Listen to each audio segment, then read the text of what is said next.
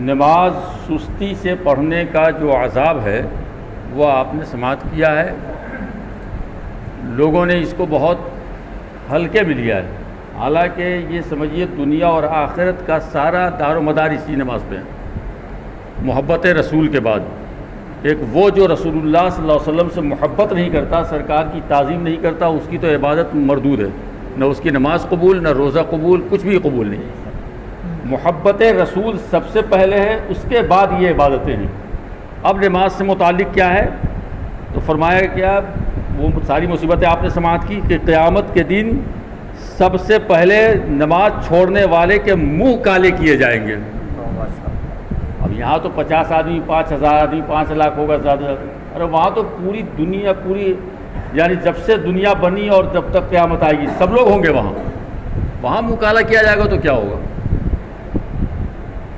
یہ بھی روایت میں ہے کہ بنی اسرائیل کی ایک عورت حضرت موسیٰ علیہ السلام کی خدمت میں آئی. یہ حضرت موسیٰ علیہ السلام ایک پیغمبر ہیں، نبی ہیں، پیغمبر ہیں، رسول ہیں، جلیل القدر پیغمبر ہیں.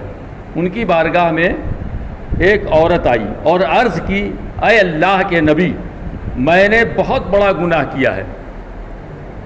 پہلے لوگ گناہ کرتے تھے اس کو تسلیم کرتے تھے، غلطیوں کو مانتے تھے. آج اتنا ڈھیٹ ہو گیا انسان کہ گناہ کرتا ہے اور فخر کرتا ہے، یعنی اپنے گناہ پر سینکڑوں کو وہ جو ہے گواہ بنا لیتا ہے، یعنی آگے بخشائش کی یا بچنے کی گنجائش ہی ختم کر لیتا ہے وہ اپنے. اس نے کہا کہ میں نے بہت بڑا گناہ کیا ہے اور توبہ بھی کی ہے. اللہ تعالیٰ سے دعا مانگیے کہ وہ میرے گناہ کو بخش دے اور میری توبہ قبول فرما لے. نبی کی بارگاہ میں پہنچی وہ. تو حضرت موسیٰ علیہ السلام نے پوچھا تو نے کون سا گناہ کیا ہے؟ وہ کہنے لگی میں زنا کی مرتکب ہوئی ہوں، میں نے بدفعلی کر لی ہے، مجھ سے بدفعلی ہو گئی. اور اتنا آپ جانتے ہیں کہ دنیا میں سب سے گھناؤنی چیز یہی ہے، جتنے بھی گناہ ہیں، جتنی بھی برائیاں ہیں، جتنی بھی، سب سے زیادہ بری چیز بدکاری کرنا ہے، کسی کے ساتھ زنا کرنا ہے. اس سے زیادہ کوئی ہے ہی نہیں. سب سے بری چیز، گھٹیا چیز کہہ لیجیے، جو بھی کہہ لیں آپ. اس نے کہا کہ میں زنا کی مرتکب ہوئی اور جو بچہ پیدا ہوا اس سے اسے قتل بھی کر دیا. گناہ پہ گناہ. یہ یاد رکھیں اور اس کو دوسروں تک پہنچائیں. جو لوگوں نے مسجدیں خالی کر دی ہیں، ابھی جب ہم نے مسجدیں خالی کر دی تو ہمارا گھر اللہ کی رحمت سے خالی نہیں ہو جائے گا، ہماری دکانیں خالی نہیں ہو جائیں گی. دن رات ہم دعا کر رہے ہیں اللہ ہماری دکان میں برکت دے. بھائی تو نے مسجدوں کو خالی کر دیا، اللہ کے گھر کی یہ دیواریں رو رہی ہیں، یہ فرش رو رہے ہیں، اتنا ہلکا کر دیا معاذ اللہ نماز کو. 2 وقت پڑھ لیا تو سمجھ لیا سب ہو گیا. 3 وقت، ارے 5 وقت تو تمہیں پڑھنا ہی ہے. اگر اتنی طاقت ہے کہ تم آ سکو تو آنا فرض ہے تمہارے اوپر، جماعت سے پڑھنا پڑے گا تمہیں. یہ سن کر حضرت موسیٰ علیہ السلام بولے، اے بدبخت، جلالی پیغمبر تو تھے ہی، جلال تھا ان کے اندر. سن کر کہ آپ نے فرمایا، اے بدبخت نکل جا، کہیں تیری نحوست کی وجہ سے آسمان سے آگ نازل ہو کر ہمیں جلا نہ دے. پیغمبر فرما رہے ہیں، غصے میں آگے نکل یہاں سے. چنانچہ وہ شکستہ دل ہو کر کے روتی ہوئی چل پڑی. تب جبریل علیہ السلام نازل ہوئے اور کہا، اے موسیٰ علیہ السلام، اللہ تعالیٰ فرماتا ہے کہ تو نے گناہ سے توبہ کرنے والی کو کیوں واپس کر دیا؟ توبہ کر رہی تھی اس کو واپس کیوں کر دیا؟ کیا تو نے اس سے بھی زیادہ برا آدمی نہیں پایا؟ ابھی میں نے کیا کہا کہ پوری دنیا میں سب سے گھناؤنا کام اگر کوئی ہے، سب سے گھناؤنا گھٹیا کوئی گناہ ہے تو وہ ہے زنا، بدفعلی کرنا. یہ پوری دنیا میں ہے، ہر مذہب والوں کے سامنے. مگر وہ حضرت جبریل کہہ رہے ہیں کہ اس سے بھی برے آدمی کو تو نے کیا نہیں دیکھا؟ اب اس سے برا آدمی کون ہے ذرا دیکھیے آپ. کہا کہ کیا آپ نے اس سے زیادہ برا آدمی نہیں پایا؟ موسیٰ علیہ السلام نے پوچھا، ہے جبریل اس عورت سے زیادہ برا کون ہوگا؟ آپ کے بھی آ رہا ہوگا دماغ میں کہ اس سے زیادہ برا کون ہو سکتا ہے؟ سب سے زیادہ برا تو دنیا میں یہی ہے. اس سے زیادہ برا کون ہے؟ جبریل علیہ السلام بولے کہ اس سے برا وہ ہے جو جان بوجھ کر نماز چھوڑ دیتا ہے. اللہ اکبر. حضرات آج سب سینہ تان کر کے ایک دوسرے سے بات کرنے کو تیار ہیں. اگر کوئی سمجھاتا ہے تو اس سے زیادہ بخرات بن کر کے بات کرنے کو تیار ہے. مگر دیکھ رہے ہیں کیا حال ہے. بعض صالحین سے مروی ہے کہ ایک آدمی نے اپنی مردہ بہن کو دفن کیا تو اس کی تھیلی بے خبری میں قبر میں گر گئی. ایک تو وہ یاد رکھیے واقعے کو کہ بے نمازی اس سے بھی گھٹیا گندا اور برا ہے وہ.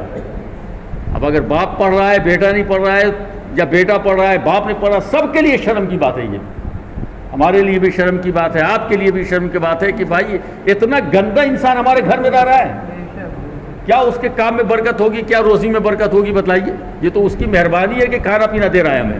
اس کو برکت مت سمجھیے, برکت کا تو مطلب ہی نہیں ہے کہیں. ہم نے گھروں میں اتنی نحوستیں پیدا کر لی ہیں, اتنی نحوستیں پیدا کر لی ہیں کہ برکت کا تو ختم ہے معاملہ.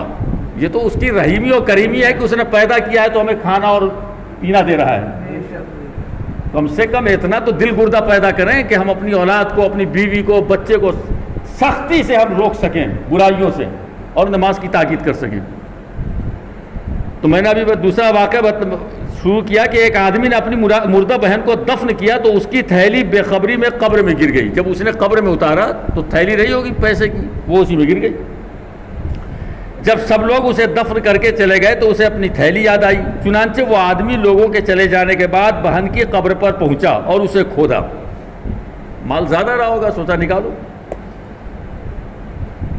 تو اس کو کھودا تاکہ تھیلی نکال لے. اس نے دیکھا کہ اس کی قبر میں شعلے بھڑک رہے ہیں, آگ کے شعلے بھڑک رہے ہیں. یہ اللہ تعالیٰ کبھی کبھی دکھا دیتا ہے نصیحت کے لیے. اب میرے بھائی ذرا بتاؤ کہ جب ہمارے اوپر گزرے گی تبھی ہم سمجھیں گے, اس وقت سمجھنے کا موقع کہاں رہے گا. ارے سن کر کے ہم کو مان لینا چاہیے, سمجھ لینا چاہیے. ہمیں تو اس اولاد سے نفرت ہونی چاہیے جو اولاد نماز نہیں پڑھتی ہے. اس بیوی بچے سے نفرت ہو جانی چاہیے ہمیں جو اتنے گندے کام میں ملوث ہے کہ نماز نہیں پڑھتی ہیں.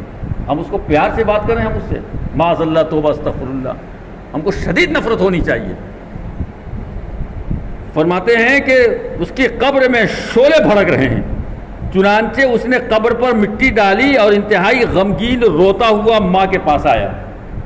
اب وہ تو تھیلی تو بھول گیا, وہ اب کس کی ہمت ہے کہ اس میں جائے. مٹی ڈال کے آ گیا اور پوچھا ماں یہ بتاؤ کہ میری بہن کیا کرتی تھی. ماں نے پوچھا تم کیوں پوچھ رہے ہو. وہ بولا میں نے اپنی بہن کی قبر میں آگ کے شعلے بھڑکتے دیکھے ہیں. اس کی ماں رونے لگی اور کہا تیری بہن نماز میں سستی کرتی رہتی تھی.